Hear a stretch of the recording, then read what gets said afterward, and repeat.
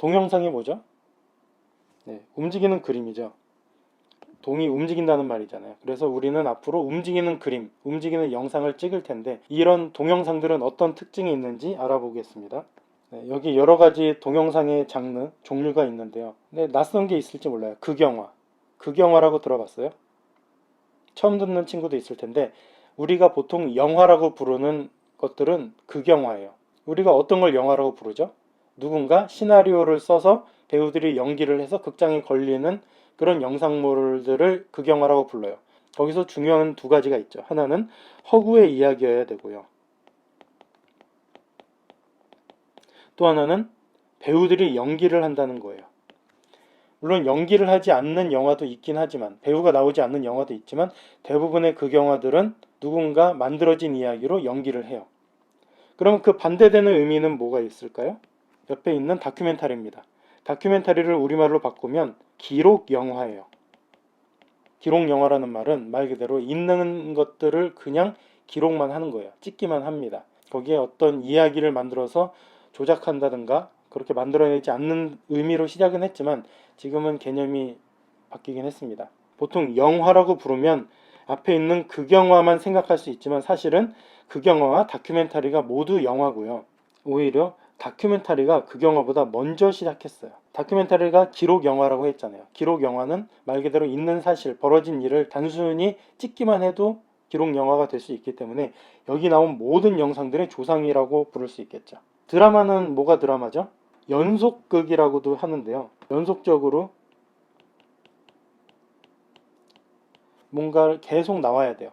단막극처럼 한 번에 끝나는 드라마도 있지만 그거는 그냥 단편 영화 혹은 중편 영화라고 불러도 되고, 사실 드라마라고 하면 두 번에서 16부작, 20부작, 100부작까지 갈 수 있는 연속적으로 이야기가 이어지는 영상물들을 말합니다. 뮤직비디오는 다 알죠?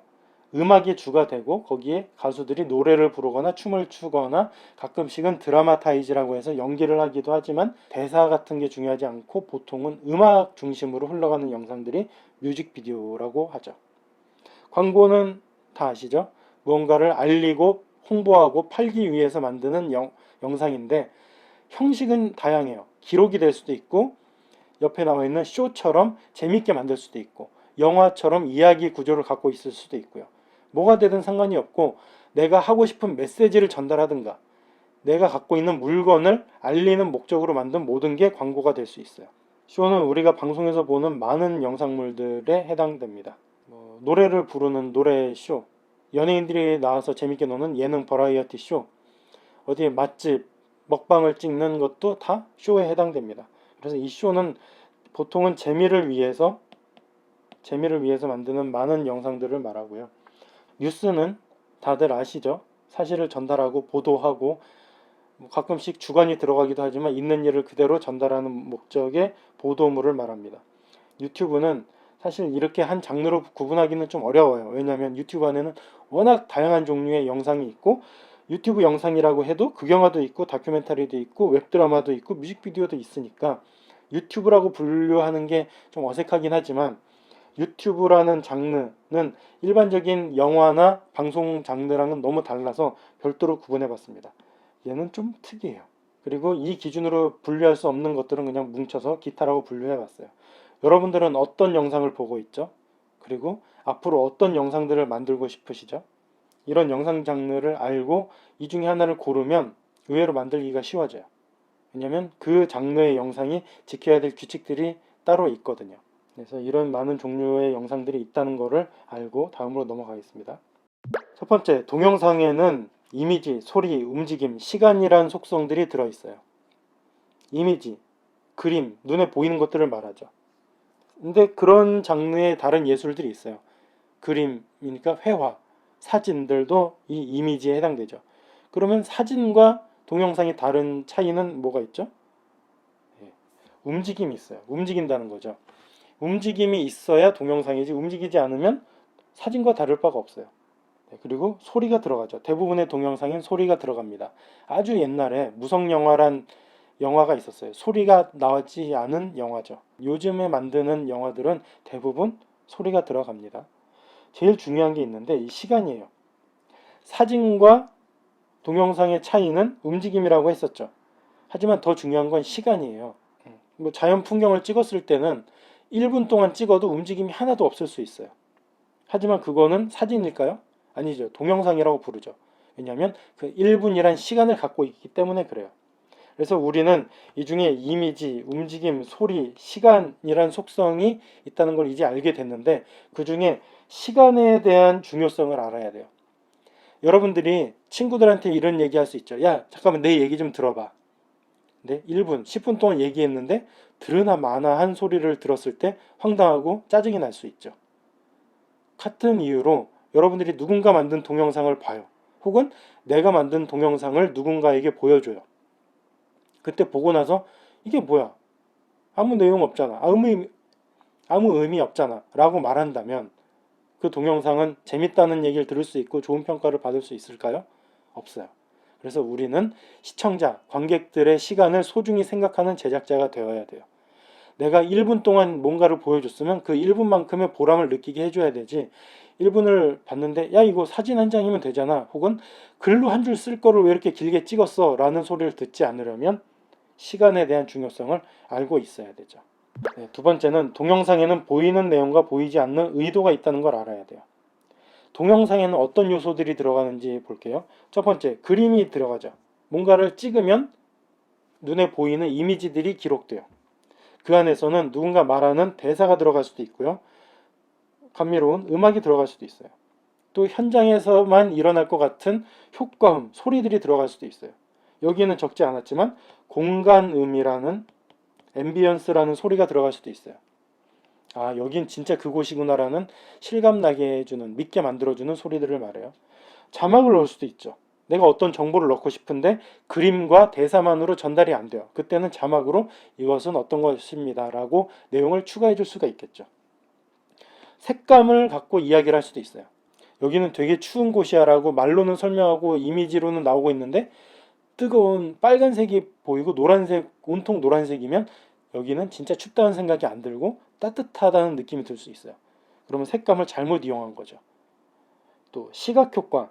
이거는 뭐 보통 우리가 CG라고 부르는 효과뿐만이 아니라 폭탄 터지는 거, 비가 오는 거 이런 것들을 말해요. 그래서 이런 효과들이 들어갈 수도 있습니다. 속도감. 어떤 영상은 10분 동안 장면이 하나도 안 바뀔 수 있어요. 누군가 앉아서 책만 보는 장면을 10분 동안 찍을 수도 있어요. 하지만 뮤직비디오나 광고, 액션 영화 같은 경우는 1분에도 수십 장의 장면들이 바뀌어요. 그게 속도감입니다. 리듬이라고도 하죠. 그리고 공개 시기도 중요할 수 있습니다. 동영상의 의미에 영향을 줘요. 여러분들이 불닭볶음면이 뜰 때 불닭볶음면 먹방 영상을 찍는 것과 이제 아무도 먹지 않는 관심도 없는 그런 시기에 불닭볶음면 영상을 찍어서 올리면 반응이 전혀 다를 거예요. 같은 내용임에도 불구하고 어떨 때는 사람들이 와 재밌다 나도 저렇게 해봐야지 라는 반응을 보일 수 있지만 어떨 때는 조회수 몇도 안 나오고 아무도 관심을 갖지 않는 그런 일이 벌어질 수도 있어요. 그래서 공개 시기도 중요한데 동영상에는 우리가 집어넣고 빼고 이렇게 저렇게 만질 수 있는 요소들이 있어요. 이 요소들 안에는 의도가 있습니다. 의도가 없는 창작물은 없어요. 여러분들이 뭔가를 만들 땐 모든 것에 의도가 있으면 좋아요. 의도 없이 그냥요 재미로요 라고 하면은 받아들이는 사람들도 저걸 내가 왜 봐야 되지 싶거든요. 하지만 나는 이런 목적을 갖고 만들었어. 가령 우리 학교 앞에 있는 떡볶이 분식점을 알리기 위해서 만들었어. 광고 영상이 될 수 있겠죠. 그러면 이 분식점에 손님들이 많이 오게 하겠다라는 게 의도가 되는 거죠.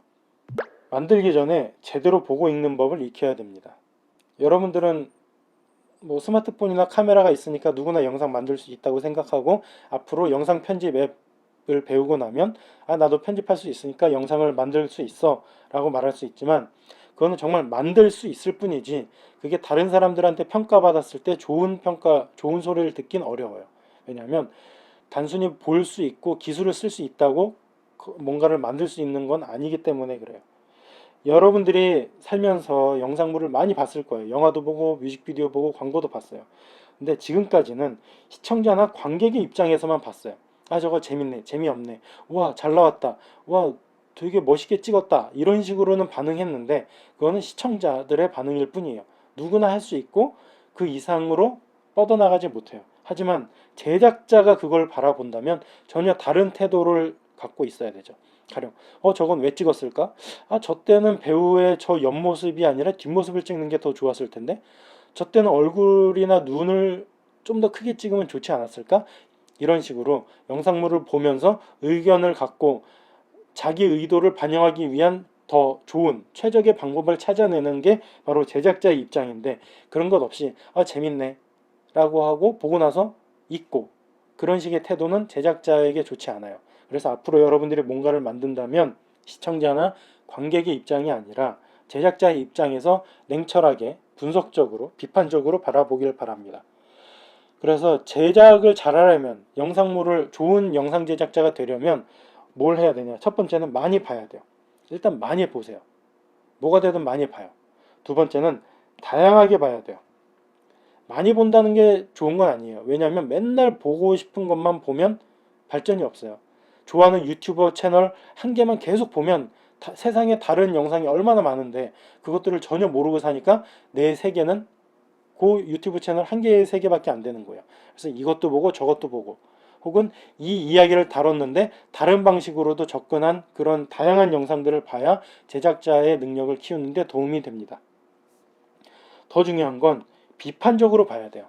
그냥 재밌네 정도가 아니라 저걸 왜 저렇게 찍었을까? 이렇게 찍으면 더 좋을 텐데, 혹은 저거는 차라리 만들지 않았으면 좋았겠어, 나라면 이렇게 하겠어 라는 식으로 삐딱하게 보고 다르게 생각할 수 있어야지, 이런 비판적인 분석이 없이 많이 보고 다양하게 보는 거는 의미가 없어요. 그래서 앞으로 여러분들이 볼 때는 한 가지 주제를 다룬 다른 참고 자료들을 많이 찾아보는, 공부하는 습관을 들이면 좋을 것 같아요. 마지막 단계죠. 직접 만들어야 돼요. 아무리 열심히 보고 비판적으로 봐도 자기가 직접 글로 쓰고 영상으로 만들지 않으면 소용이 없어요. 관객일 뿐이죠. 하지만 여러분들이 직접 만든다면 만드는 게 이렇게 힘들구나, 혹은 만드는 게 이렇게 재밌는 일이었네, 그동안 왜 안 만들었지? 라는 생각이 들 수 있겠죠. 마지막 단계는 보여줘야 돼요. 가끔 여러분들 같은 학생들하고 수업을 해보면 영상을 열심히 편집했어요. 그런데 꼭 마지막에 하는 말이 있어요. 근데 다른 친구들한테 보여주지 마세요.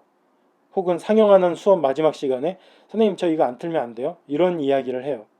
근데 그러면 왜 만들었을까요? 차라리 그냥 일기를 쓰고 말지. 그래서 여러분들은 꼭 뭔가를 만들었으면 남한테 보여줘야 돼요. 꼭 잘해서가 아니라 누군가 그걸 보고 피드백이라고 하죠. 의견을 줄 수도 있어요. 저건 재밌어. 혹은 저건 별로다. 저건 왜 저렇게 만들었어? 라고 질문을 주고 의견을 줄 때마다 제작한 여러분은 다른 사람은 저렇게 생각하는구나, 내가 다음에 만들 때는 이렇게 수정하든가 바꿔봐야지 라는 생각을 할 수 있잖아요. 그래서 꼭 뭔가를 만들었다면 남한테 보여주고, 부끄럽지만 그럼에도 불구하고 보여주고 의견을 받아서 다음에 만들 때 도움이 될 수 있게 꼭 보여주는 이 과정을 거쳐야 됩니다. 보여주지 않으면 아무 의미가 없습니다. 영상 제작 과정은 이렇게 있습니다. 기획, 준비, 제작, 배포. 단순해요. 이 단계는 개인들이 1인 미디어가 만드는 유튜브 방송도 마찬가지고요. 극장에 걸리는 극영화, TV 드라마 모두 마찬가지예요. 처음에 무엇을 만들지라고 고민을 하는 거죠. 고민을 해서 아이디어를 내고 기획을 해요. 근데 기획을 하는 게 그냥 말로만 하는 게 아니라 기획 아니란 걸로 정리해서 누군가한테 허락을 받고 혹은 돈을 받을 수 있겠다 싶으면 제작에 들어가죠. 준비는 뭐가 있을까요? 당연히 돈, 제작비를 만들 수도 있고요. 시나리오를 쓸 수도 있어요. 영어라면 시나리오를 쓰겠죠. 그리고 뭐가 필요하죠? 스텝. 제작자들, 제작을 도와주는 사람들을 모아야 되죠. 그리고 장비도 구해야 되죠. 장소도 보통 헌팅이라고 하죠. 어디서 찍을지 섭외를 해야 되겠죠. 의상, 그리고 테스트도 해야 돼요. 카메라를 빌렸어. 이게 잘 나오나 안 나오나 확인도 해야 되니까 테스트 작업도 해요. 이런 식으로 영상 제작을 위한 많은 준비 과정이 철저히 돼 있어야 그 다음 제작 단계로 넘어갈 수 있습니다. 오히려 제작은 쉬워요. 그냥 정해진 대로 촬영 혹은 연기, 정해진 대로 촬영을 하면 되는 겁니다. 그리고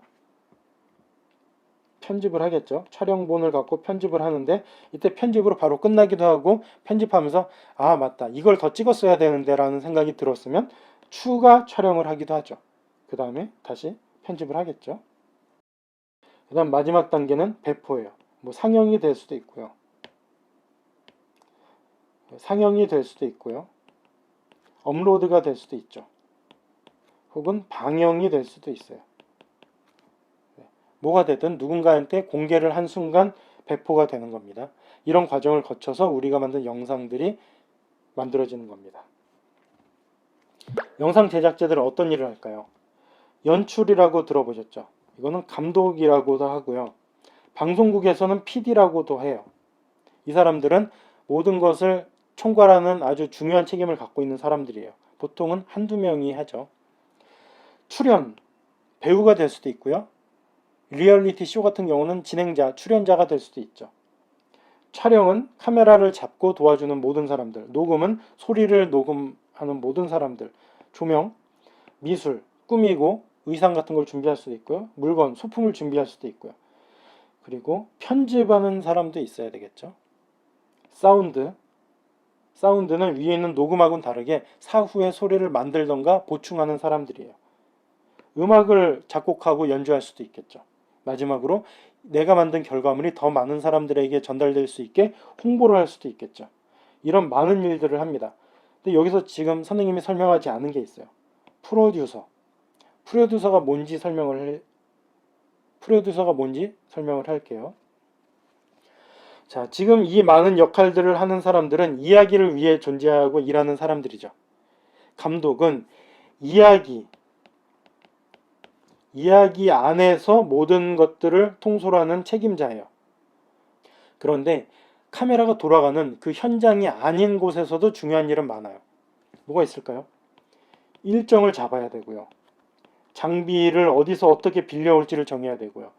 스태프를 어떻게 구성할지를 정해야 되고요. 돈을 마련해야 될 수도 있어요. 또 문제가 생겼을 때 문제 해결을 해야 될 수도 있고요. 이런 것들은 감독이 같이 하진 않아요.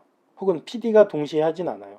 왜냐하면 그것까지 신경 쓰면 이야기에 몰입을 못해서 집중도가 떨어지기 때문에 제대로 만들기 어렵거든요. 그래서 감독은 이야기에만 몰입하라고 하고 프로듀서는 그 밖에 있는 이 모든 것들을 신경 쓰는 오히려 더 힘들고 책임감이 많아야 되는 사람이 합니다. 그래서 프로듀서가 하는 일들이 이렇게 많기 때문에 꼼꼼하고 책임감 있는 사람 혹은 모든 사람들을 통솔해서 되게 친화력 높고 그런 사람들이 이 프로듀서를 맡으면 좋습니다. 보통은 뭐 연출, 배우, 촬영, 편집 이 정도만 중요하다고 생각하는데 사실은 이 프로듀서야말로 영상 제작에 있어서 가장 중요한 책임을 갖고 있는 사람입니다. 영상 제작자들은 어떤 자세를 가져야 될까요? 첫 번째로는 시청자나 관객의 시간을 소중히 생각해야 돼요. 아까 말씀드렸죠. 동영상의 특징 중에 하나는 시간이다. 다 보고 났는데 재미없어. 아예 욕하고 별점 1점이나 빵점 주고 이런 일이 벌어지면 안 되잖아요. 그러면 보러 온 사람들한테 뿌듯한 마음을 가질 수 있게 뭔가 재미든 유익함을 줘야 되겠죠. 그래서 재미있거나 유익한 영상을 만들므로써 보는 사람들이 시간을 아깝지 않게 생각하도록 도와줘야 돼요. 그리고 아니 나는 지금 만든 영상을 또 보고 싶어라는 소리를 들어도 좋고요. 아니면 야, 이 영상을 만든 제작자들이 다음 영상이 기대된다. 난 다음에 이게 개봉되면 꼭 보러 갈 거야 라는 다음 영상을 기대하는 것도 아주 뿌듯한 마음이겠죠. 그래서 이런 것들을 할 수 있도록 잘 만들어야 되는데 이런 것이 없이 그냥 나 혼자 재밌자고 한번 만들고 끝내면 무책임한 제작자가 되니까 이런 자세들을 갖고 성실하게 만들면 좋겠어요. 예전부터 있던 문학, 그림, 사진, 음악, 연극, 건축, 만화 이런 다양한 예술들이 영화, 동영상 안에 들어올 수 있어요. 뭐 동영상이 꼭 우월하다 이런 다른 예술보다 우월하다는 게 아니라 보통 영화는 종합예술이라고 하거든요. 동영상들은 이 모든 문학이 갖고 있는 힘, 그림이 갖고 있는 힘, 사진이 갖고 있는 힘, 음악이 갖고 있는 힘 연극, 건축, 만화 갖고 있는 힘들을 다 갖고 흡수해서 내 것으로 만들 수 있기 때문에 엄청나게 강력한 매체예요.